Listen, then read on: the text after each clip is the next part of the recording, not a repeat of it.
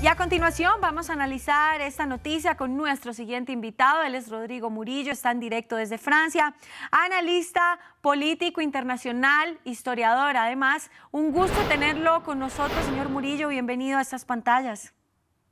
Estefanía, es un placer acompañarle en esta ocasión. Igualmente, empecemos analizando esta larga charla que tuvieron ambos mandatarios, la primera desde la invasión de Rusia y Ucrania. ¿Qué repercusiones tiene esto para el conflicto?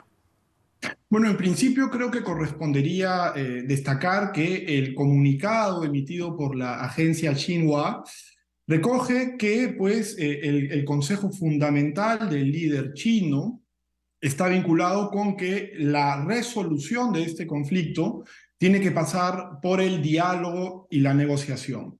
Hasta ahí pareciera no haber ninguna novedad. Lo que realmente se trasluce tras esta intervención eh, es entender, interpretar, poder adivinar si es que esta primera conversación que China ha llevado a cabo directamente con Ucrania se hace en el marco de tres posibilidades. Como un país imparcial que contempla el conflicto, digamos, desde una lejanía que no lo acerca a ninguna de las dos partes, como un aliado de Rusia que pretende pues beneficiar a un país que pareciera tener una visión del mundo similar, o por el contrario, ya como un país aspirante a convertirse en la primera potencia mundial, pues que da órdenes tanto a Rusia como a Ucrania al tiempo que promueve un nuevo orden internacional.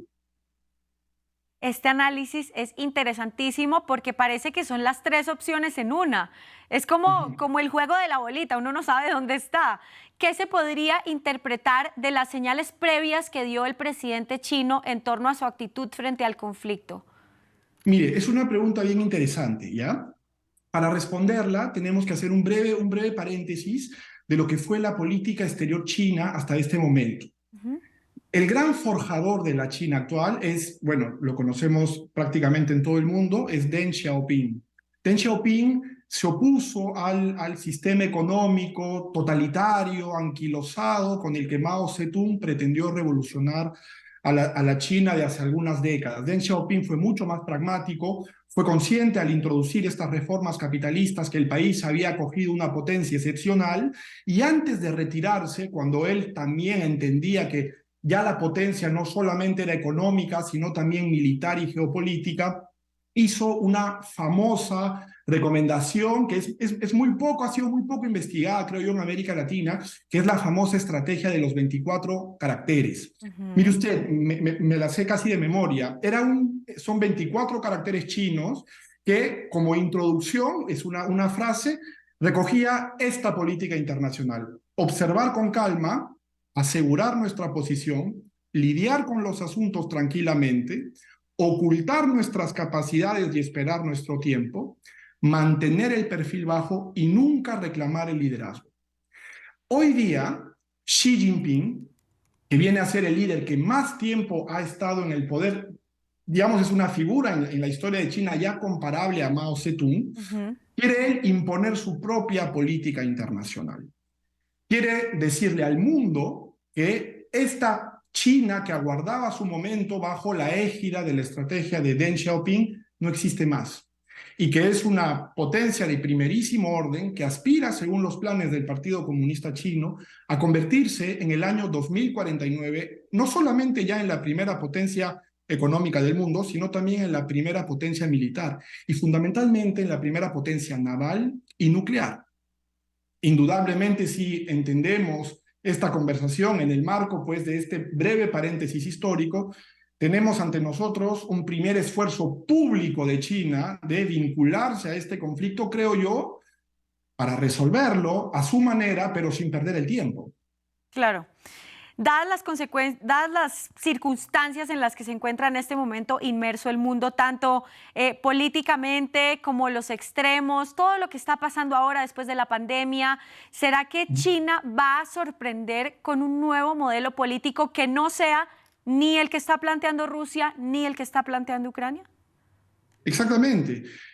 China es, antes que nada, la promotora de un nuevo orden internacional que no se basa como el orden internacional posterior a la Segunda Guerra Mundial de los norteamericanos en la democracia o la libertad económica. China promueve un orden basado en la soberanía y en el respeto entre estados. Esto quiere decir que todos los modelos políticos que existen en el mundo merecen similar respeto y pues ningún país debe intervenir en los asuntos de otro. Esto puede sonar muy bien en el plano de la teoría, pero en la aplicación práctica de esto, al menos para la región de América Latina, como lo veo yo, eh, el día que China pues, sea la primera potencia mundial, podría ser que en América Latina algún día un caudillo o un pueblo decida pues, poner en el poder a un caudillo que cambie la constitución y que decida que el país X ya no va a votar cada 5 años, sino va a votar cada 10, cada 15 o los electores no van a votar más. Según esta manera de ver el mundo, China contemplará aquel fenómeno desde un lejano respeto. No tiene esto nada que ver con el mundo tal y como lo conocemos nosotros, en el que pues los Estados Unidos, por supuesto, con muchísimas falencias, con muchísimos abusos, tanto los Estados Unidos como Europa han pretendido pues imponer su visión, porque no deja de ser suya, de la democracia y la libertad. En esta discusión está claro que Ucrania, al menos hasta el momento, porque también es un país que ha tenido severos actos de corrupción, es un país que ha sido en el pasado también autoritario, pero al menos en esta discusión, Ucrania está encarnando esta forma de ver el mundo ante Rusia, que pues como China promueve un nuevo orden internacional. En el caso de Rusia, ya no hablamos de soberanía, ya no hablamos de un lejano respeto. Sencillamente Rusia quiere recuperar la posición de poder geopolítica, porque no puede ocuparla en el plano económico, está claro, la posición de poder geopolítica militar que perdió la antigua Unión Soviética. En el marco de este debate, pues está claro, la posición de China es mucho más cercana a los intereses de Rusia. Y Sí. mencionaba usted también en la situación actual del mundo. Mire usted, en Europa hay una situación económica precaria, al menos en Francia, una situación de convulsión social. Macron pretende, también hace poco estuvo en China, pretende jugar un rol en el plano internacional, pero la realidad es que económicamente el mundo está de cabeza y Europa no pareciera tener mucho tiempo para ocuparse en China en primer lugar y aparentemente tampoco pareciera tener mucho tiempo para resolver un conflicto que está casi casi en sus fronteras. Sí. Es que a China, a esta China que está cuestionando ya hace tiempo el orden internacional, ¿no le conviene este escenario o acaso que se alargue este conflicto?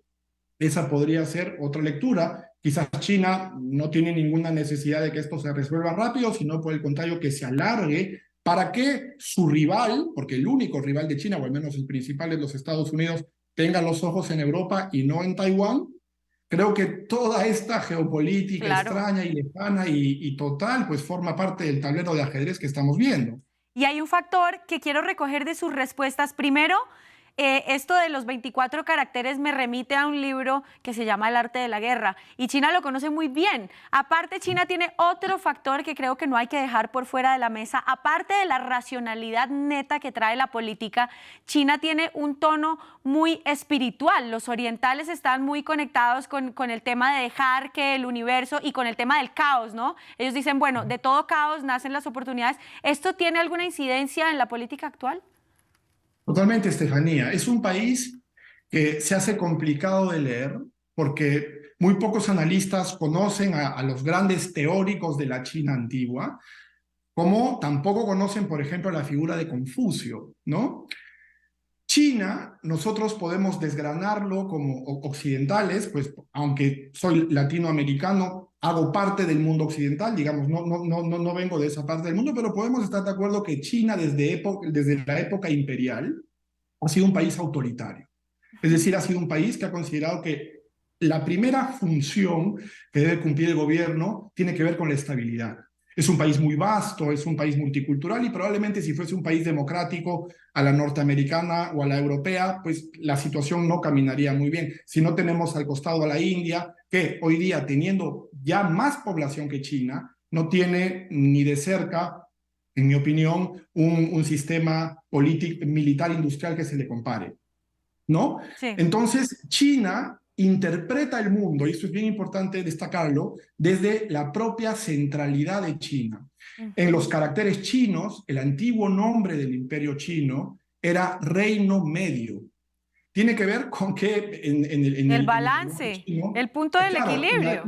sí, y además que no había entre el cielo y el inframundo, no había otro reino más que China, ¿no? Entonces, y esto, Estefanía, me trae otro tema bien interesante.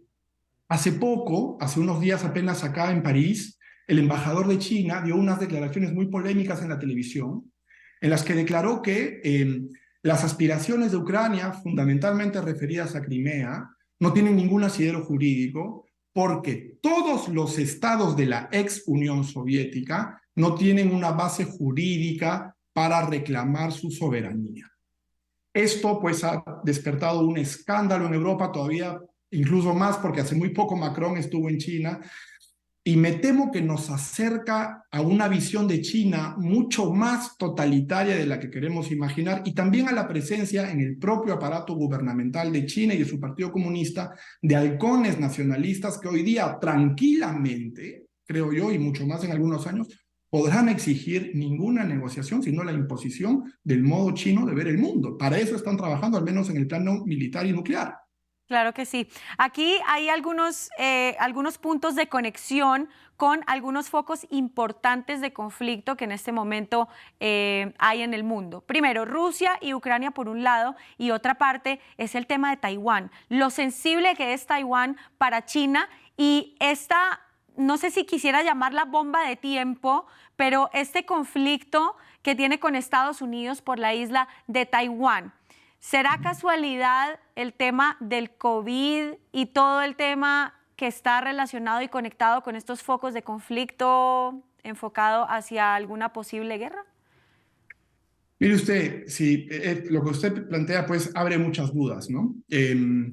Podríamos digamos, utilizar horas infinitas en hablar cómo cada uno de estas potencias sofisticadas, porque China es una potencia muy sofisticada, al menos el Partido Comunista, si lo comparamos con lo que tiene Putin, que no tiene a nadie que lo proteja ni que haga el trabajo por él. El Partido Comunista es un organismo mucho más sofisticado, mucho más preparado. Está claro que China, en cada una de estas intervenciones, no da puntada sin hilo. Ahora, lo que sabemos y lo que podemos interpretar es que hoy día China no es una potencia naval comparable a los Estados Unidos, ni siquiera en el Pacífico. China, para el año 2049, cuando se cumple el centenario del triunfo en la guerra civil del Partido Comunista, debería tener, si se hacen realidad los planes de Xi Jinping, la primera potencia naval del mundo. En ese contexto, cuando China posea numerosos escuadrones de portaaviones, numerosos escuadrones de submarinos nucleares, pues Estados Unidos tendrá que pensarlo 2 o 3 veces si piensa intervenir en Taiwán. Sí, sí. Solamente por ese balance geopolítico que hoy día podemos, creo yo, realizar sin temor a equivocarnos. Creo yo que hoy las opciones de un enfrentamiento militar Ok, están descartadas, pero, sí. ojo, esto podría cambiar en el caso de que los Estados Unidos sufran un descalabro social, un descalabro económico que les impida ejercer su potencial militar en el Pacífico. Bueno, pues Rodrigo Morillo, historiador, analista internacional, ha sido un placer tenerlo con nosotros en estas pantallas. Muchas gracias y feliz noche para usted. El placer ha sido mío, Estefanía. Pase una buena noche. Hasta luego.